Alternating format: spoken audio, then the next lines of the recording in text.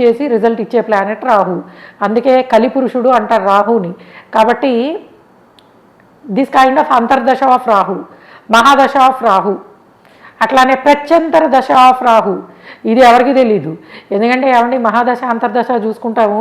ఈ ప్రత్యంతరాలు అనేవి 3 నెలలు 4 నెలలు, మహా అయితే శుక్ర మహాదశలో వచ్చే ప్రత్యంతర of Rahu will be 6 months to 8.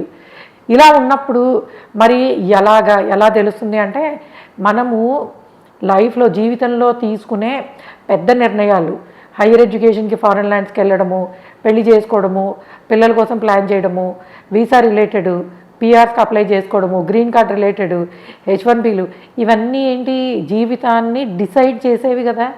మిగిలిన విషయాల్లో అన్నీ బాగుండి ఉద్యోగంలో ఒక 6 నెలలు గ్యాప్ వచ్చింది, భార్యాభర్తల మధ్యలో 1 సంవత్సరము దూరం వచ్చింది, ఇలాంటి విషయాల్లో మీరు రెమెడీస్ చేయకపోయినా కొంతవరకు పర్వాలేదు. కానీ ముఖ్యంగా ఇటువంటి విదేశాలకి సంబంధించి, ఎందుకంటే మన ఇండియాలో మినిమమ్ 25 to 30 lakhs పట్టుకుంటే కానీ మన వాళ్ళు వేరే కంట్రీ కోసము చదువుకోవడానికో ఉద్యోగాని కోసమో ఆ మాత్రం ఇన్వెస్ట్మెంట్ పెడితే కానీ వెళ్ళట్లేదు.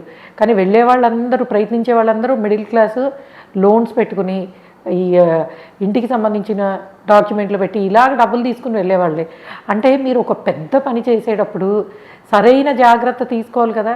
సో ఆ జాగ్రత్త ఏమిటి అని అంటే, ముఖ్యంగా ఇటువంటి డెసిషన్స్ తీసుకుని వెళ్ళేవాళ్ళు మనము ఇప్పుడు మొదలుపెట్టిన టైము ఎలా ఉంది. ఎందుకంటే యూజువల్గా కొన్ని సందర్భాలలో అంటే రాహు మాత్రమే కాదు, వక్రించిన గ్రహాలు, వక్ర గురువు విత్ రాహు కానీ కేతువు కానీ, వక్ర గురువు, వక్ర బుధుడు, వక్ర శని, ముఖ్యంగా ఈ గ్రహాలు, లేదా 9th సంబంధించిన 9th హౌస్కి సంబంధించిన ప్లానెట్ వక్రించినప్పుడు, భాగ్యాధిపతి వక్రము, వ్యయస్థానంలో వక్రగ్రహాలు, ఇలాగ వక్రగ్రహాలు, రాహుకేతువులు అండ్ సాటర్న్, ఇటువంటి కాంబినేషన్స్ ముఖ్యంగా మీకు అది ఏ స్థానానికి సంబంధించైనా రావచ్చు.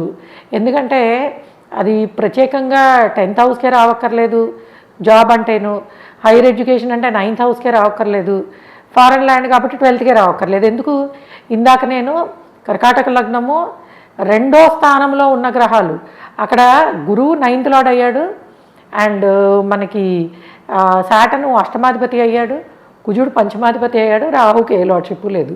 మరి ఏమైంది, మల్టిపుల్ ప్లానెట్స్, గురువు యోగకారకుడే 50%, కుజుడు యోగకారకుడే 100% అయినను జరిగినది. ఎందుకని అంటే